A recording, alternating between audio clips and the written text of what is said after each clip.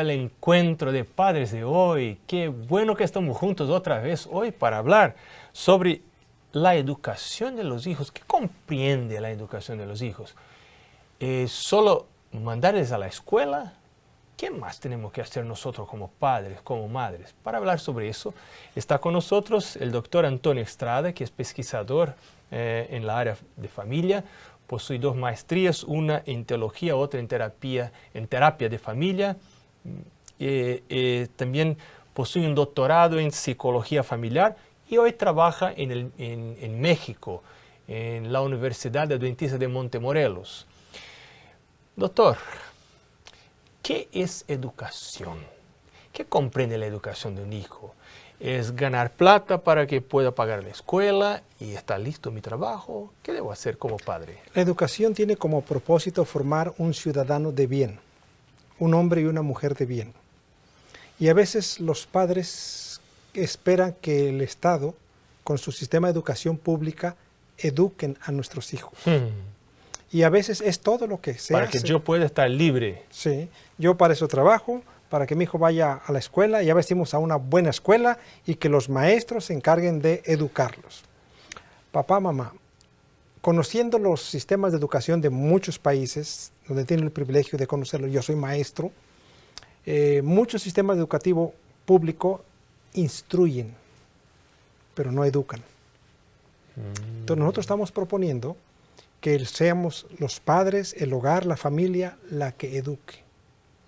Porque si solamente dependemos de la escuela, los maestros, tristemente, en algunos sistemas públicos, se concretan a instruir, pero no a formar en valores. ¿Por qué la familia tiene una influencia más grande?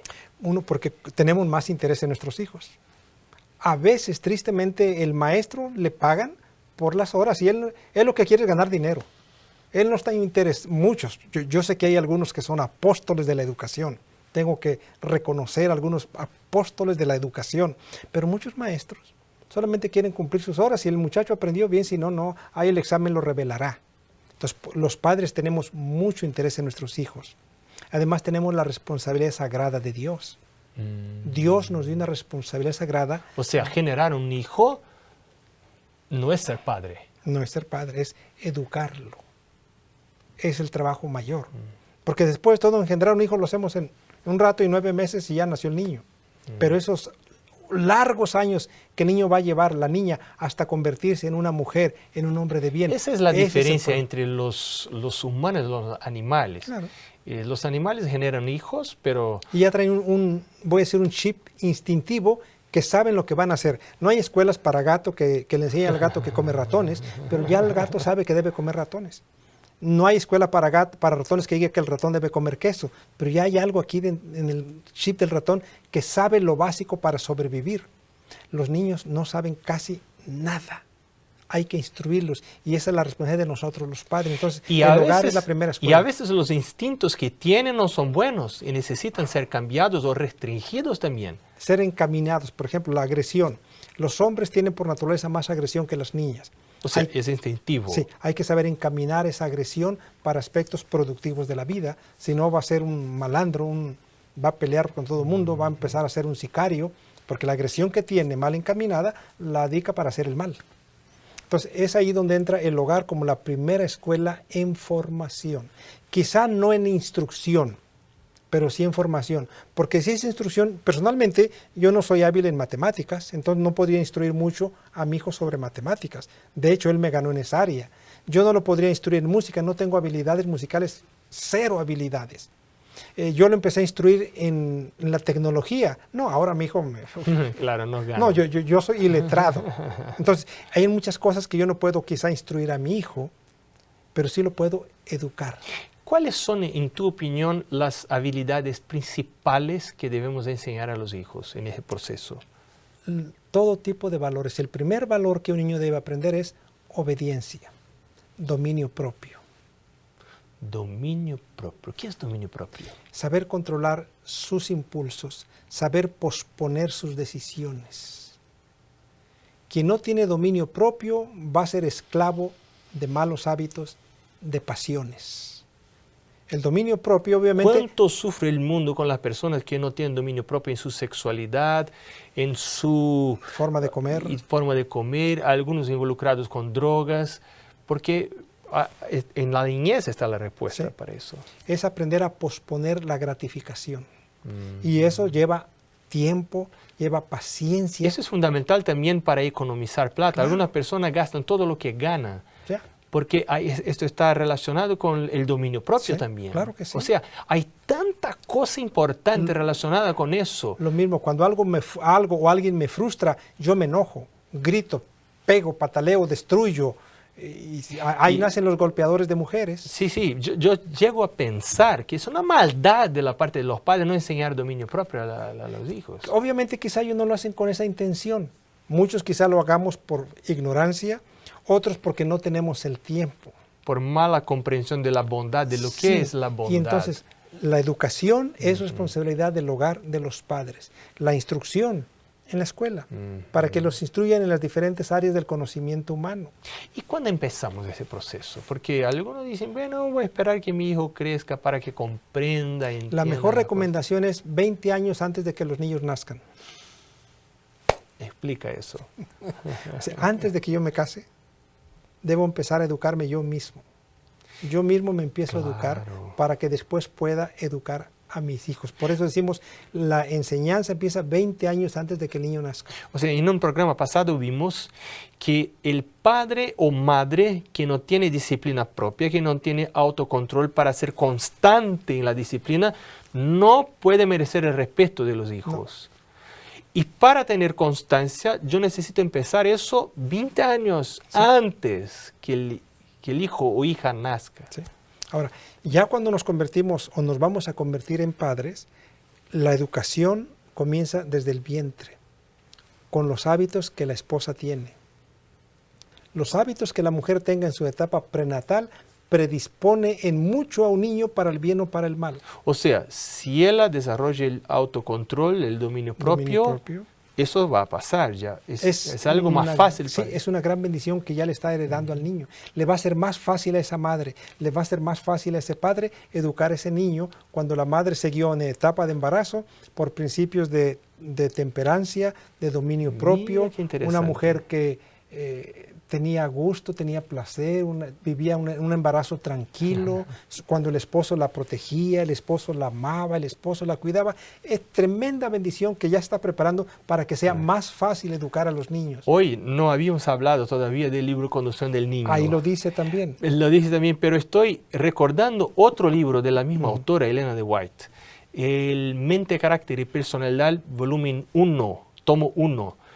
Ella dice que algunas personas creen que la madre cuando está embarazada puede comer de todo y seguir sus deseos, pero eso pasa a los niños. Si ella no logra restringirse, los niños van a tener problemas. Dominio propio de la madre embarazada. Aprender a tener una actitud de calma, de paciencia, de gratitud y tolerancia. Todo eso está capacitando a este niño que va a nacer para que se le eduque más fácil.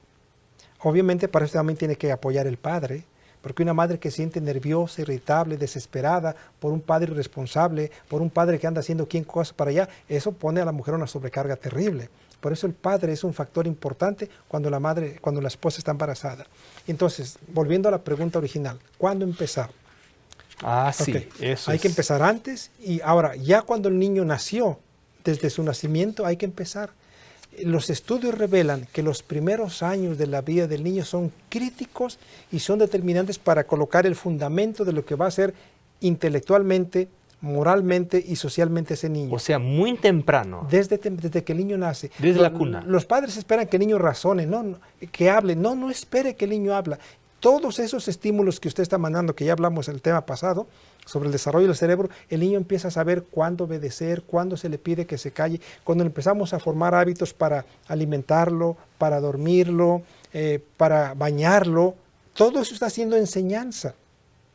Cuando la madre le está dando alimento al niño, sea que le dé pecho o le dé fórmula, que le esté cantando, que le esté hablando, todo esto ya es proceso de enseñanza. Y ya está desarrollando hábitos aún antes de que razone. De que razone. De que hable. Este es muy profundo.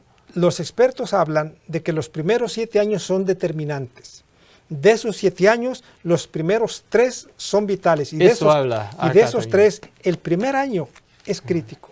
Mira, ella habla aquí de algunas virtudes como dominio propio, tranquilidad, respeto, reverencia, cuidado y manejo de la propiedad, los principios de salud, limpieza, pulcritud, orden, regularidad, pureza, utilidad, la voracidad. Hay tantas cosas. Los padres les enseñamos valores. La escuela les da instrucción académica. Entonces, las dos instituciones tienen su lugar. Y hay que colaborar mutuamente entre la escuela y el hogar.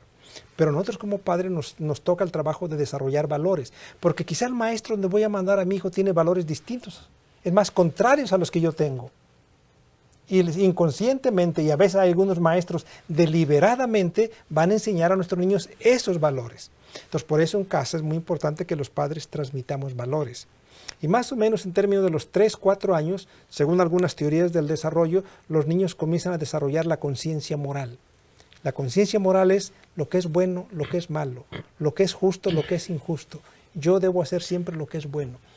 Si el niño no desarrolla conciencia moral, ese individuo cuando crezca va a hacer cualquier maldad, cualquier cosa, no se va a arrepentir. Le va a hacer daño a cuanto los lastime y no va a tener ningún sentimiento de remordimiento por hacer mal. Ahí están los sicarios, ahí están los asesinos, ahí está toda esa gente que es un daño a la sociedad. No tienen remordimiento alguno porque no tienen conciencia moral. Pueden matar, a torturar a una gente a sangre fría, cortarle pedazos de dedo y no siente ningún remordimiento. No tiene conciencia moral. La conciencia moral son los padres los que ayudan a desarrollarla a una temprana edad. Impresionante. Otra vez, la presencia del padre y de la madre. Parece que enseñamos más por presencia que por discurso. Y así es.